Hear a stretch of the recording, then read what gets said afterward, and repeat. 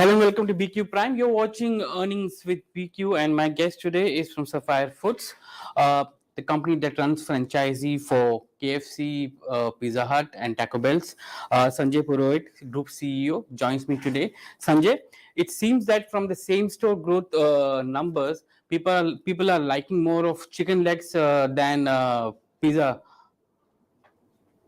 So I know you're referring to the Q4 numbers, Sajid, Yes, but yeah. just peel the onion there for in a minute.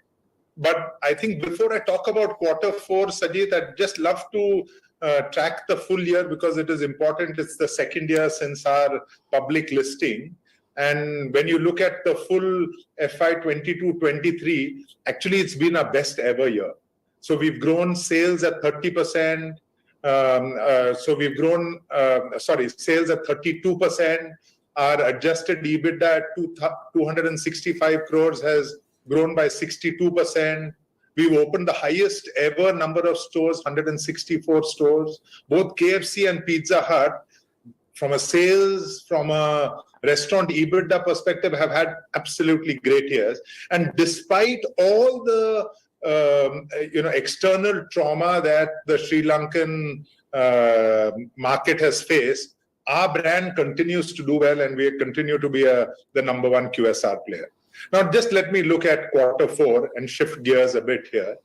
After Diwali, after Diwali last year, is when we have seen a little drop in discretionary spending of consumers, and therefore same-store sales growth on both the brands have been impacted. If I look at Q4, KFC same-store sales growth is about 2-3%.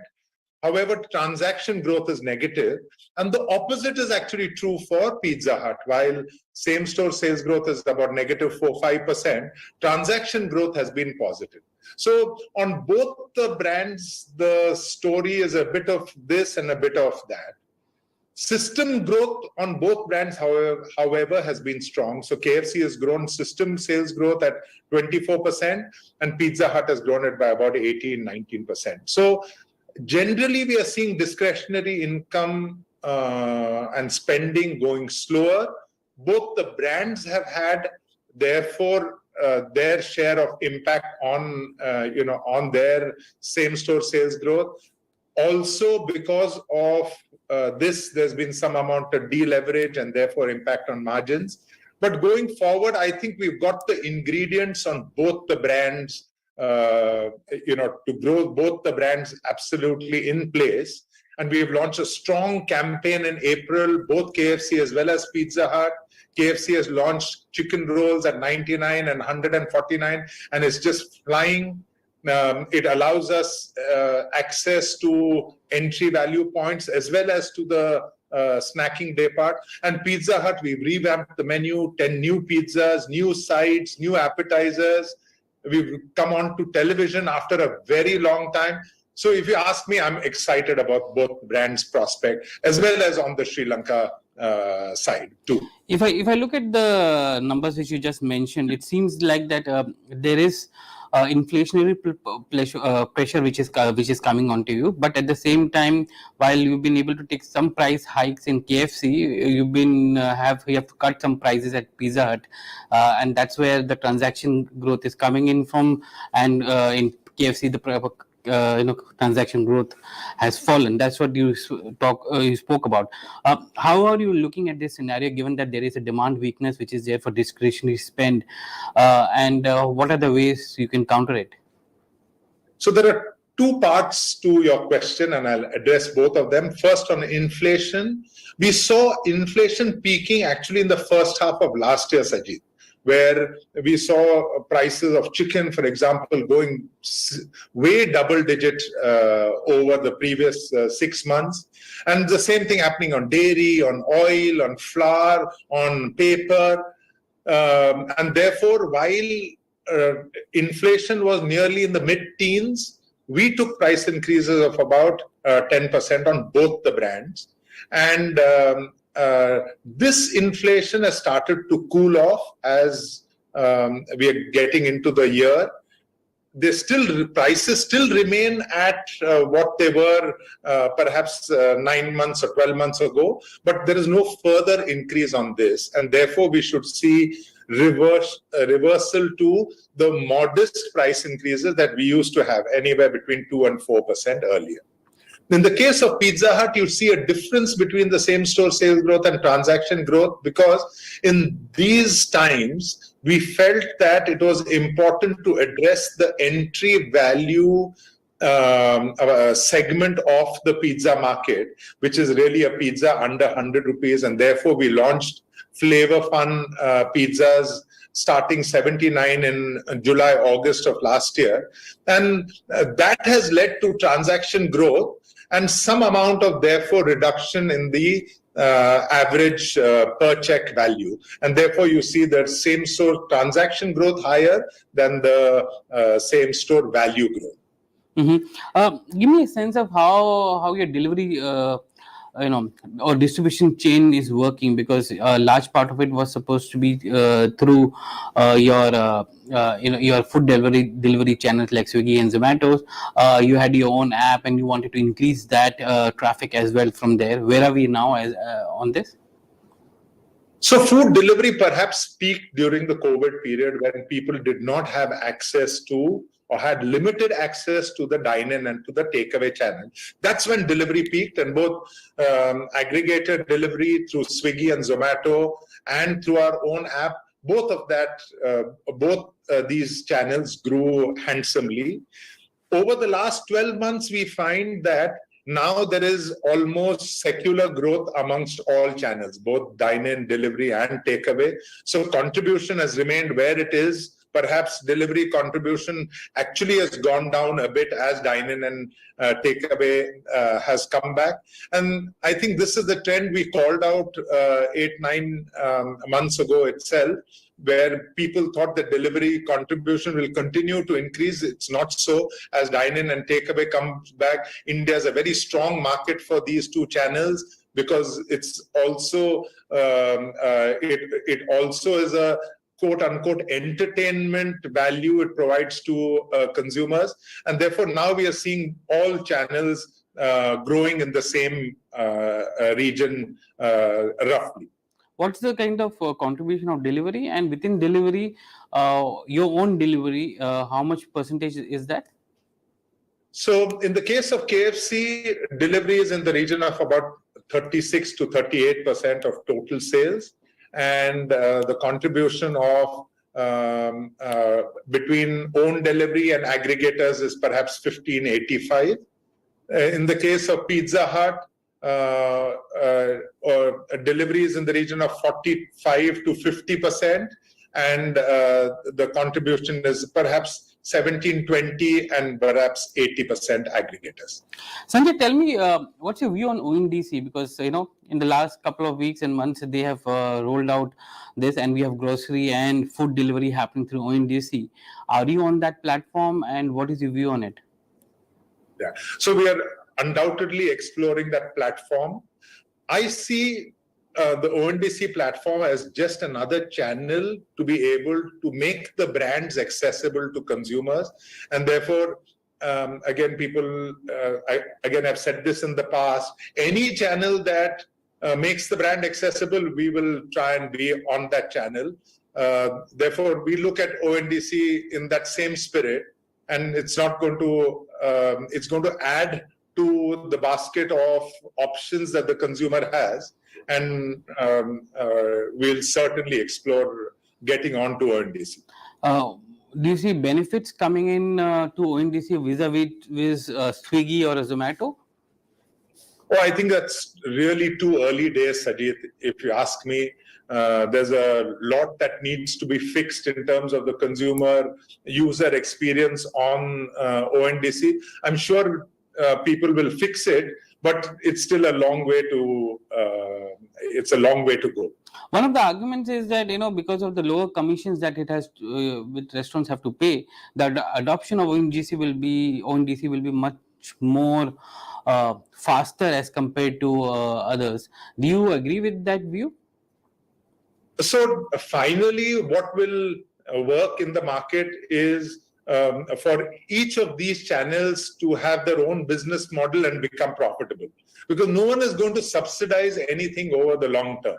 So I myself believe that no commissions or no delivery charges could work in the short term, but that's not a business model in the long term, and therefore finally the consumer will have to pay for the convenience that he or she is experiencing while going on to such channels.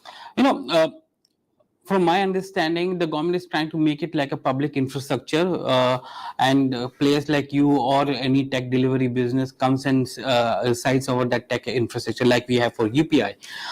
If that is the way model that is been envisaged, it would mean that you will have to scale up your own delivery channels, or distribution channel, or own delivery, which you call it. So that you can increase the percentage or contribution of that to the sale. Is that the way to look at? So again, I think we have spent extraordinary amount of time on this interview on ONDC. It is very important to us, but it's not taking that proportion of our time. We are certainly very actively exploring getting on this. Our own delivery is important to us, Sajid, and we continue to try and build muscle on this. And certainly, if on the ONDC platform we are able to control delivery ourselves, that will certainly help. Let me come to your capex. Last year it was 284 odd crores. So you have nearly 30% of your stores came in last fiscal. What is the plan ahead for FY24-25? So we desist from giving specific quarter or year numbers, Sajid. I want people to look at this business over a larger period, and therefore we only talk 3-4 years. And I think the simple cues that we have given is that we expect revenue to grow by about 25%, perhaps between 6 and 7% coming from same-store sales growth, and 17-18% coming from new store expansion, which is really important. This is our strategy, improving accessibility, and therefore we should be able to double the store count in 3 to 4 years on a base of, say, December 21, where we had about 550 stores. So that's about 130 to 160 stores is the broad park range that we are talking about. Last year, we opened 164 stores. Mm-hmm. So the top end of this range that we guide. Okay, Sri Lanka is one of the geographies which was not performing, and that's dragging your earnings in Q4. How do you see that market evolving? So, from the market itself has seen operational constraints and business performance perhaps in two halves. Operationally, the first half was very difficult, but because of our inherent strengths, we were able to cope. And then things have eased out in the second half. From a consumer perspective, in the first half, we still saw good demand, and because it takes time before the inflationary pressures hit the wallet. And in the second half, we have seen a big impact on consumer discretionary income, because inflation has been nearly 90%. We've had to take prices close to about 40 or 50 or 60%, and therefore undoubtedly this has impacted transaction growth. Having said that, the Sri Lanka business has still grown in Lankan terms by about 50%. Our restaurant EBITDA has, in absolute terms, remained flat over last year, though because of the gap between our pricing and inflation, the gross margins have reduced by nearly 1,000 basis points, and this has impacted, therefore, the restaurant EBITDA also. But even today, from an accessibility perspective, from transaction perspective, overall sales revenue, we are the largest QSR brand, both in terms of number of stores, both in terms of revenue, and in terms of consumer metrics, what they seem to believe in about the brand. Sanjay, finally, give me a perspective on the demand, because you saw the demand falling after Diwali, and that's has a continuous effect in Q4 as well.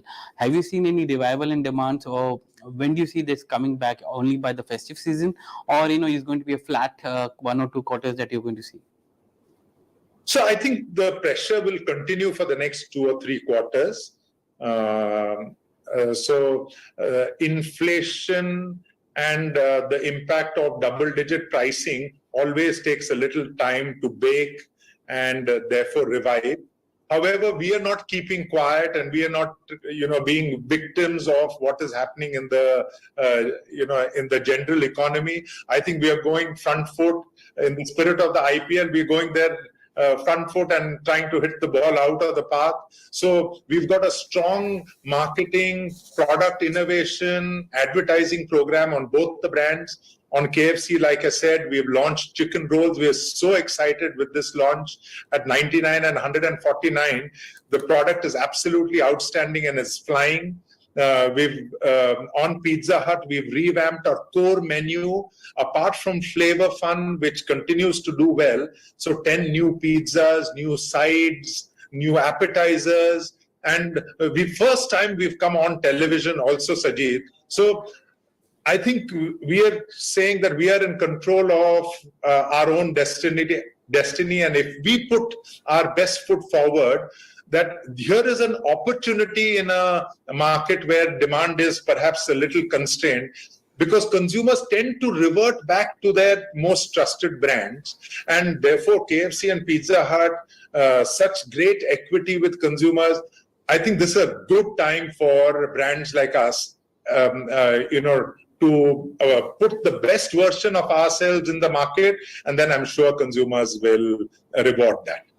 Sanjay, it's been a pleasure talking to you today. Thank you very much for joining us on VQ Prime.